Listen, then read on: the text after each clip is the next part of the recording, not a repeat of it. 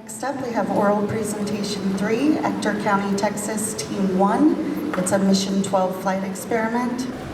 Hi everyone, my name is Deidre Morales and I'm from Odessa, Texas. And today I'm going to be speaking to you about the efficacy of Ideonella Sakaiensis in a microgravity environment.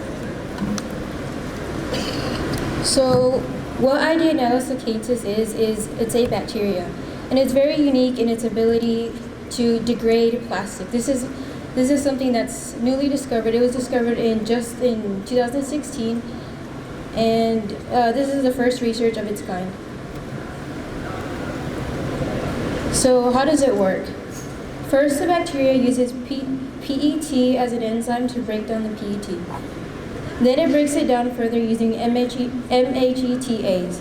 Next, it breaks down the PET into terephthalic acid and ethylene glycol, both of which are harmless, and so we could safely release them into the environment and it wouldn't be damaging.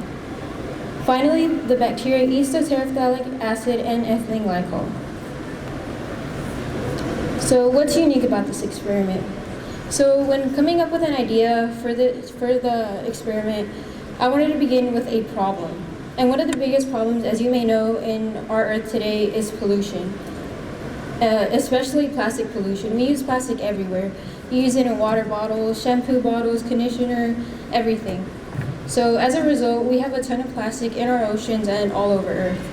So with this bacteria and the experimenting that I'm doing with it, I'm hoping that we can perhaps find a way to break down this plastic and have a way to break it down without damaging the environment.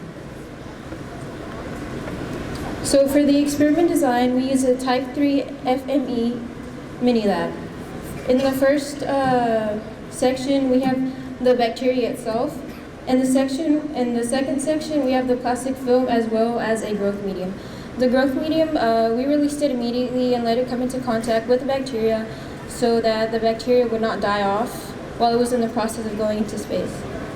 And in the last section, we have glutaraldehyde. What the glutaraldehyde does is it stops the growth, so we can, like when it comes back down to Earth, it's not growing anymore. So what are the implications of the experiment? Again, we hope that we can maybe make some progress with our plastic problem. So every year, about 8 million tons of plastic are thrown into the ocean.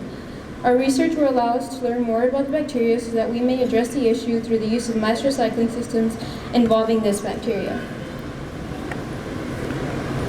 So for the results, we actually sent this up last year because it's Mission 12, and we found that there was more growth on the ground compared to the experiment. However, we were happy to find out that there was growth on both samples, which is definitely a good lead, and it means that we can perhaps use this in space. We are awaiting help from our dean, who can use the SME microscope to see if there was actual degradation on the plastic itself. We're still waiting on that, and it's unfortunate that we couldn't have this in time, but so here are all our sponsors, and we'd like to thank them. I would also like to thank Ms. Gray, our teacher facilitator. She's been helping us so much, and she's been guiding us through the entire process. Thank you.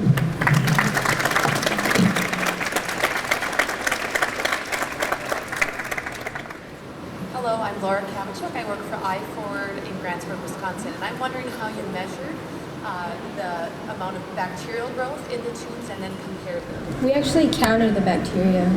So we put it under the microscope and we went through and counted it. We use a method that would give us a good idea of how many there are. We obviously didn't count like the 8 million that are on there, but yeah. Thank you very much. Any further questions? Okay, thank you.